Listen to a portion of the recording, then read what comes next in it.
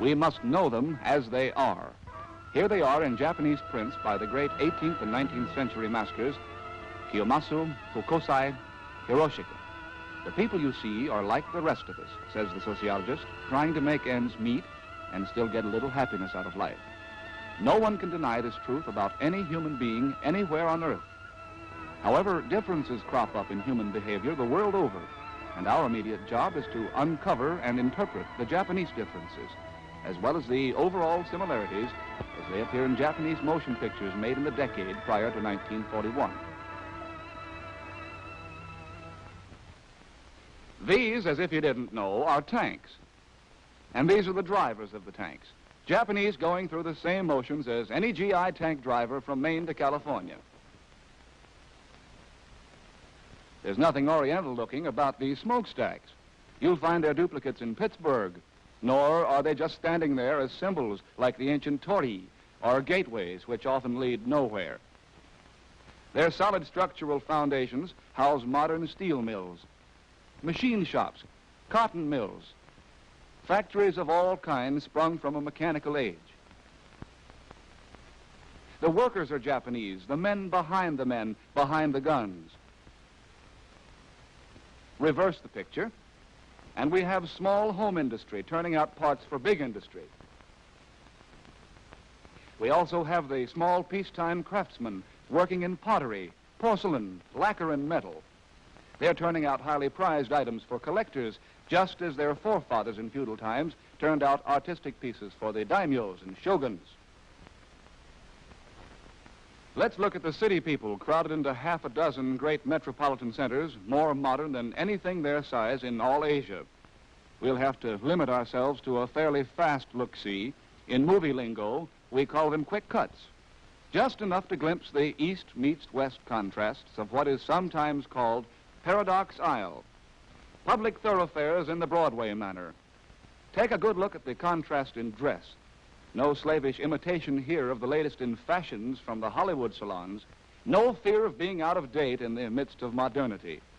It seems that these three girls just prefer the old style.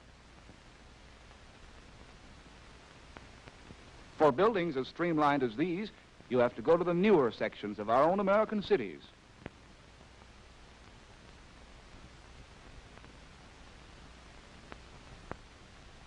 And here's a mixed group of citizens giving further evidence of the old and the new standing side by side, sometimes on the same person.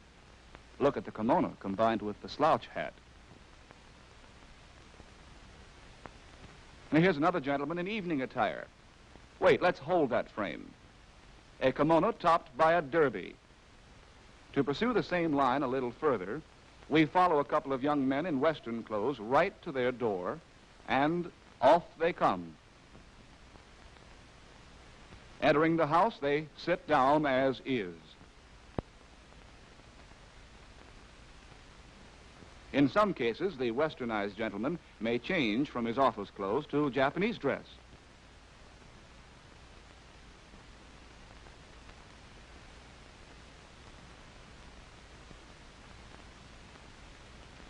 And then he too performs the gymnastic squat. Well, how about the children?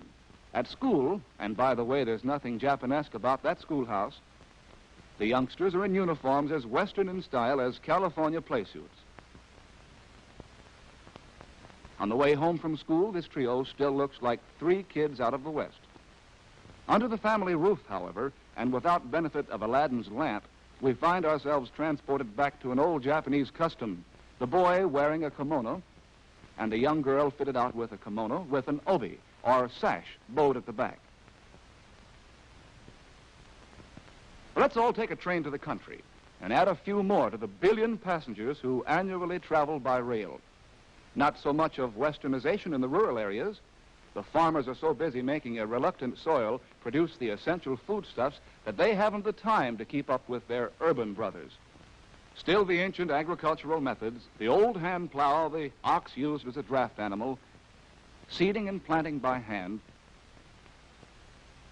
and hoeing and threshing and harvesting by hand. The farmhouse has a thatched roof, And inside there are the familiar paper walls, mats, and charcoal brazier for cooking. The brazier also supplies warmth if they cover it with a blanket and hug it close enough to choke it.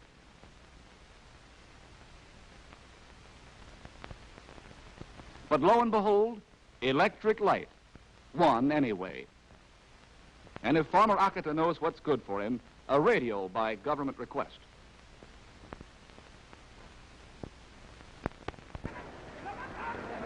To get back to the cosmopolitan crowd, the Japanese were wrestling fans even in ancient times.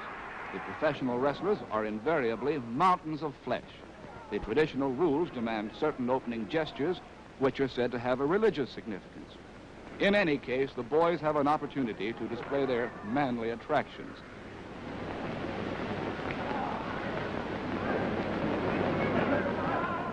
And then they go to it in what looks like the Battle of the Loincloth.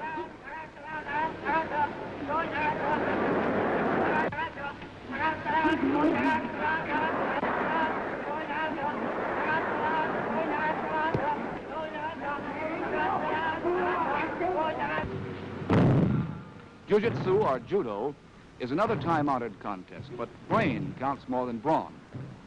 This more aristocratic sport and fencing, known as kendo, are practiced primarily as exercises in mental and physical discipline.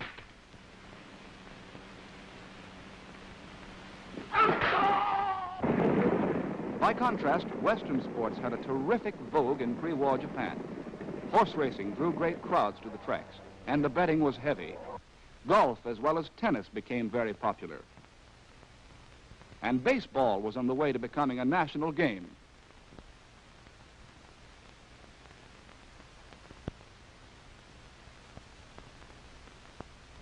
Movies made in Hollywood were in great demand, especially in the big cities. Music made in Tin Pan Alley was all the rage.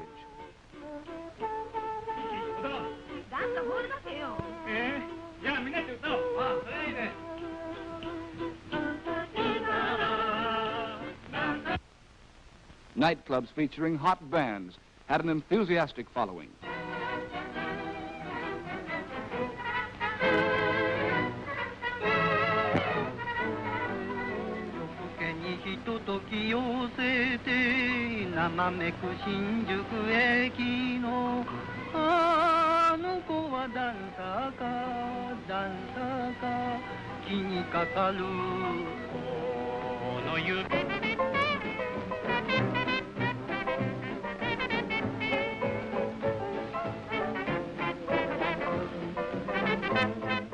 This playboy is slightly confused. Will it be an American cocktail or Japanese sake? Would it be some hot licks from Dixieland or the plucked strains of a geisha's shamisen? Conflict, drama.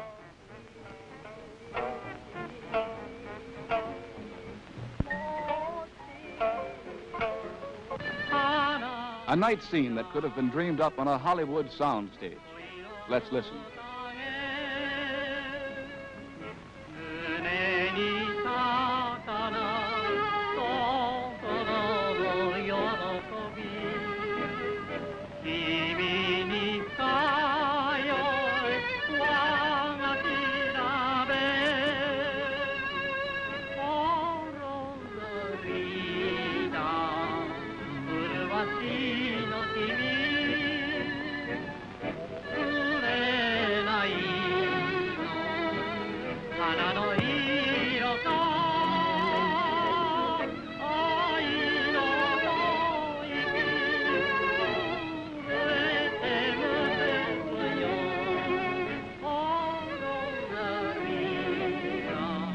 I love you, dear, and English, I love you, yes.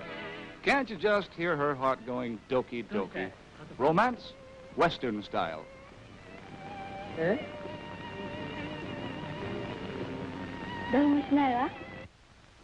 Dance Land, taxi dancers waiting for a come-hither nod from the stag line.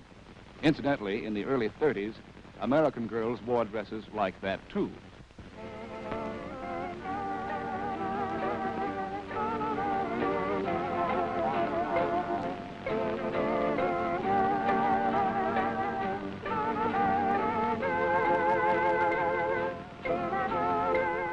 Shall we dance?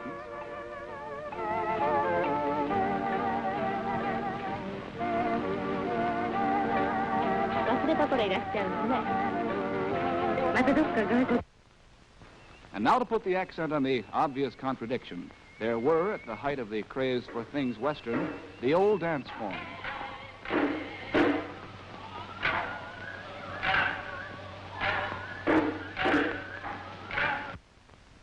A court dance.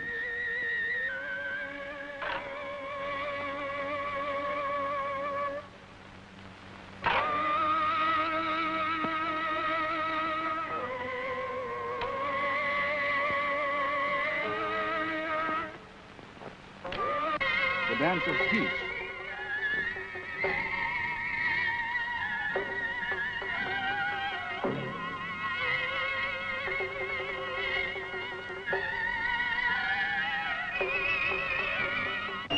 The famous lion dance by Japan's foremost actor and dancer, Kikigoro.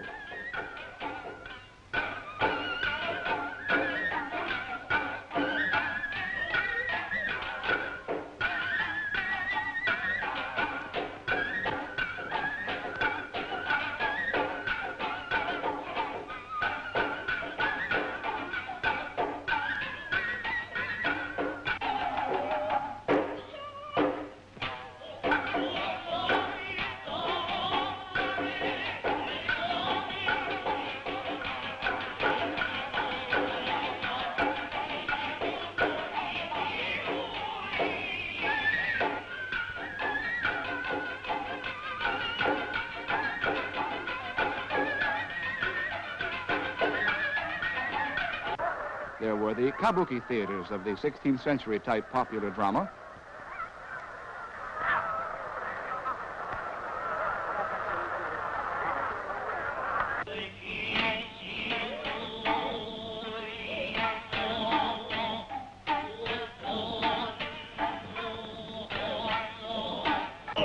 The no theaters of the 15th century type classical drama.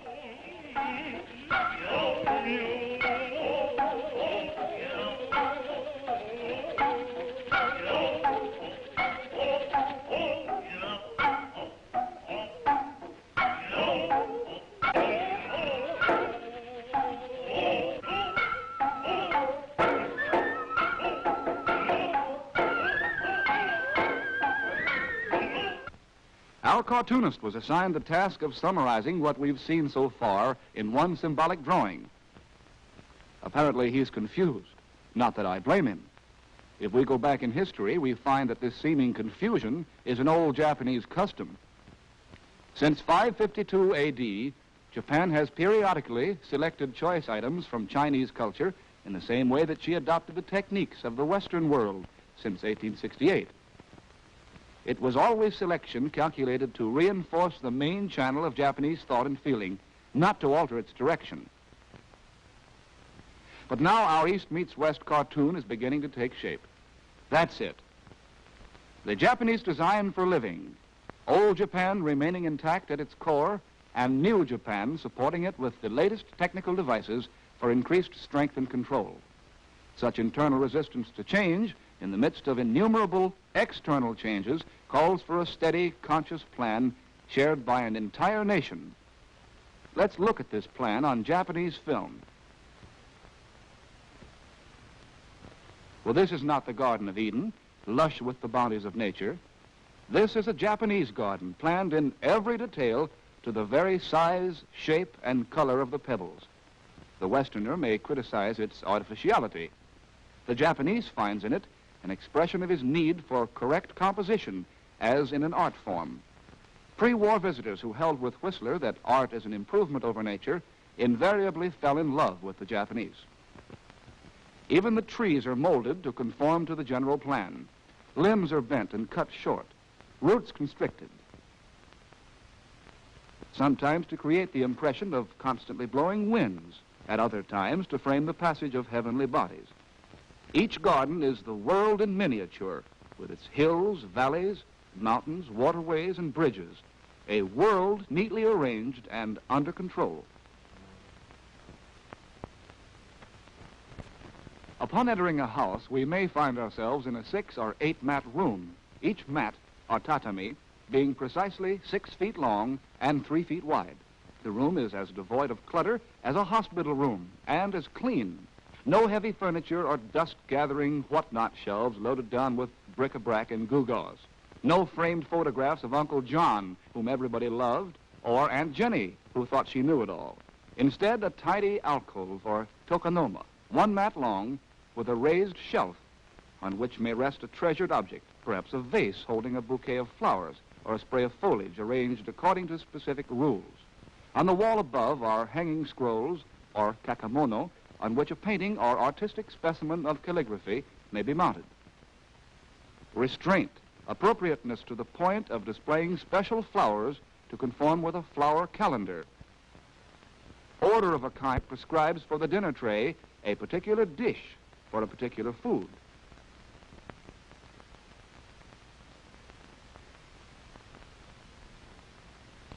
This planning obsession is not a peculiar characteristic of Mr. Yamasaki of Cherry Blossom Lane or of his particular neighborhood. It's the fabric of Japanese life. And if Yamasaki becomes a little lax, he'd better watch out. The police will be around to inspect his dwelling for cleanness at least once a year. Good evening, Mr. Hayashi. Have a seat. Don't mind if I do. At his age, there's nothing to it. His shoes are outside in the vestibule. The floor cushion or zabuton marks the spot. And that ballet routine with the feet tucked under his nether extremity was knocked into him when he was knee-high to a rice shoot. Sitting just so, known as shanto, is only the beginning. And then comes the well-known tea ceremony. Both men and women indulge in this elaborate ritual for serving tea. It's a must for the well-brought-up Japanese girl. The ceremonial discipline is so exacting that the very sleeves of the kimono must move in the right way. Observe the delicate touch, the subtle wrist movement.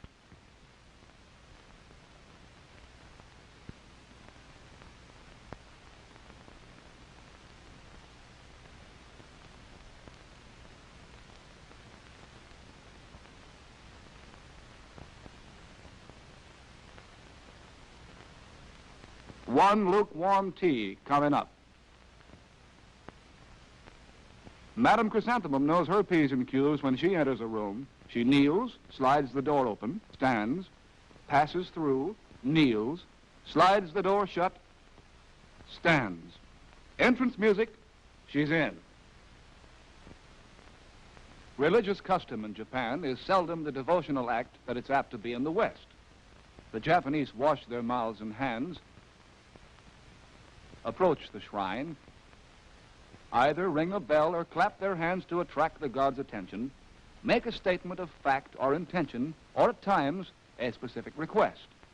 The woman on view may merely be saying, I'm going to take a trip to Yokohama tomorrow. In the home, this boy is about to begin eating, but reminded of his duty to his dead mother, he lays a food offering on the altar, bows, and hastily gets back to his own rice.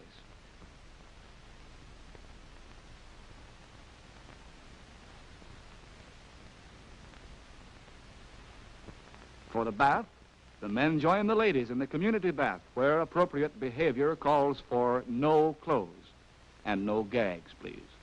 The Japanese may have excellent eyesight, but he observes only that which is appropriate.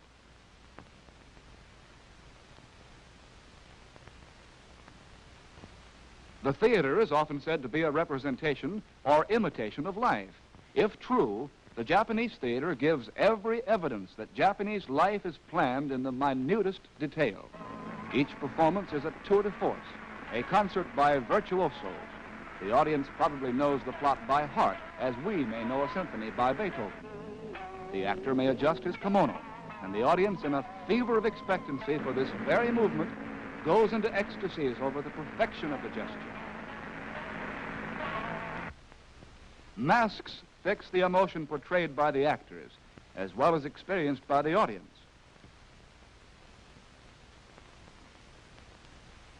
When masks are not in use, the makeup is heavy enough to function as a mask. and sitting in profile upstage is a property man.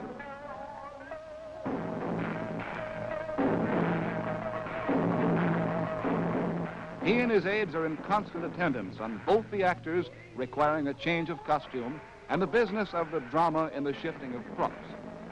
They are seen by the Japanese audience, but of course, not observed. With your kind indulgence, we shall now see, but not observe, a fade out and a fade in. You can look now on a Japanese version of Jacob's Ladder. The legs on the top step belong to the emperor. The rest of him is hidden from profane eyes. Those pictured on the steps below him represent the 73 million. In addressing the emperor, that is a reasonable facsimile of same, the Japanese says heika, meaning beneath the throne, thereby placing himself visually on the ladder and leaving no doubt as to where he stands. Keeping this ladder relationship firmly in mind, let us dissolve to a more exact symbolic representation.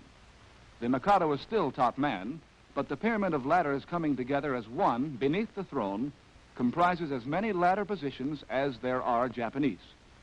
Every individual is above or below somebody else, who in turn has his own ladder position relative to other somebodies. Caught by public pressure from above and below, he does what the plan expects of him, and as a result, the whole ladder structure is kept in balance. This has been going on from generation to generation, from the sun goddess down to Grandma, whose death automatically entitled her to join the March of Gods. I could say take a bow, but that isn't the way the little folks feel about it. Child bows to adult. Woman bows to man.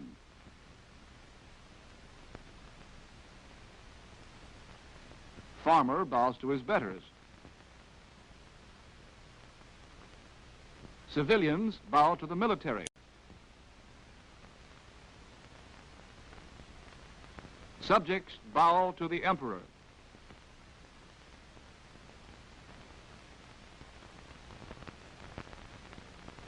If it's the honorable Son of Heaven driving by, all the upper floors of the buildings along the royal route are closed, and everybody comes down to make his obeisance below his exalted presence.